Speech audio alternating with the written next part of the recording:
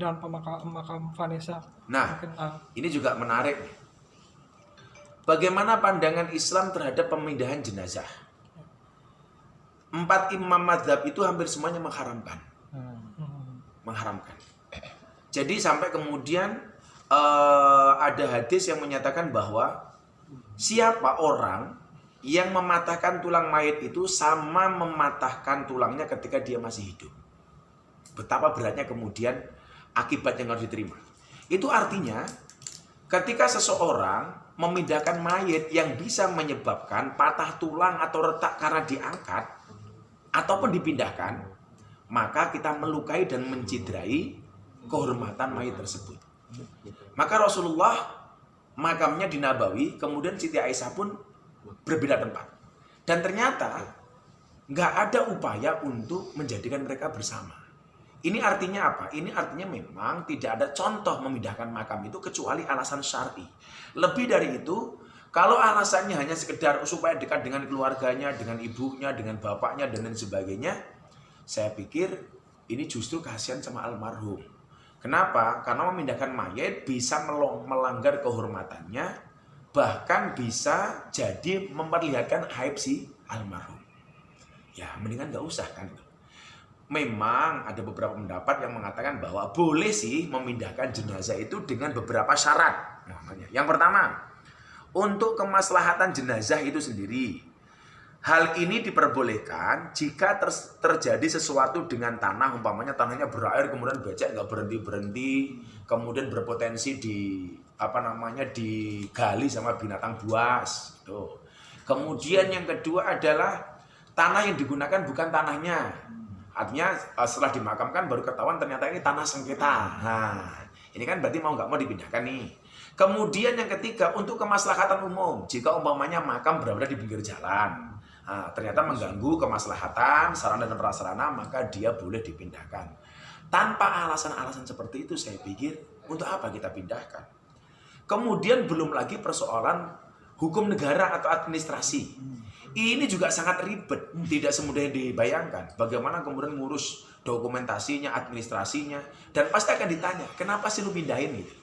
Nah, pada akhirnya saya pikir yang menjadi alasan adalah alasan syariat.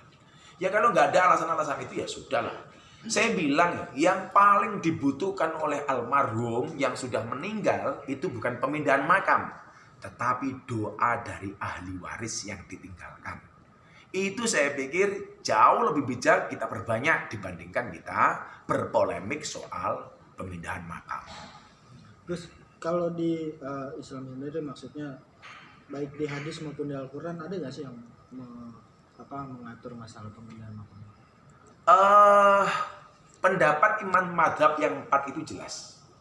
Itu 2 secara tegas mengharamkan, yang 2 itu memperbolehkan dengan catatan yang tadi saya sampaikan. Di luar itu nggak ada.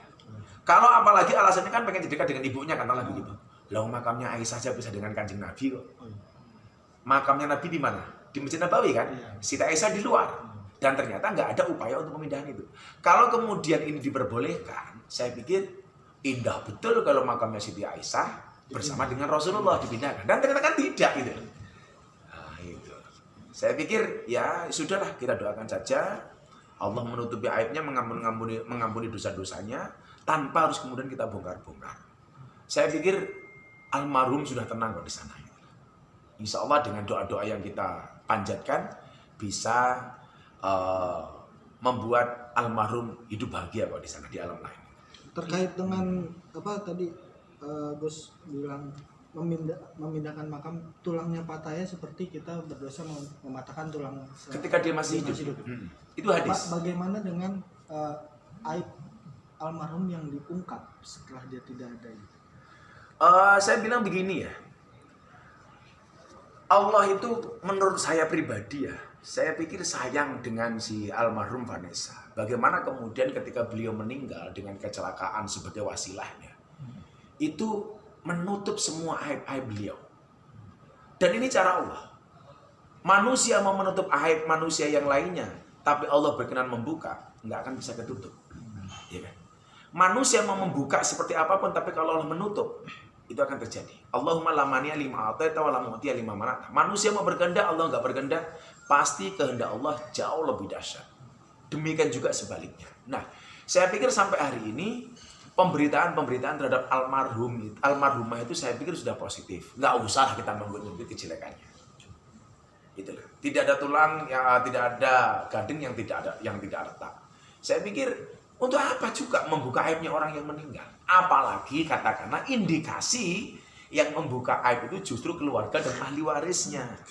Kita aja yang orang luar, yang saya hanya sekedar kenal saja, itu mendoakan terus. Coba tanya santri saya di pondok itu. Nah, kalau ingat Vanessa Angel, doain dia itu. Kita yang pernah kenal beberapa kali saja mendoakan. Ya masa ahli waris atau keluarga justru membongkar aibnya. Justru saya pikir ya sudahlah. Barang siapa menutup aib seorang muslim kan maka Allah akan menutup aibnya. Itu saja kalau saya itu. Jangan dibuka-buka lah itu. Terus satu lagi traumatis, saya tetap ingin memindahkan makam tersebut. Berdasarkan uraian yang telah tadi saya sampaikan, lebih baik menurut saya, kalau saya diminta pendapat sama teman-teman media, makam tidak usah dipindahkan. Kecuali dengan alasan-alasan yang tadi saya sampaikan. 3 hal tadi. Kemaslahatan jenazah, persoalan tanah, dan kemaslahatan umat. Kalau nggak ada alasan itu, untuk apa dipindah? Untuk hukum Islamnya sendiri seperti apa? Haram. Misalkan Haram. Tanpa alasan itu, fix.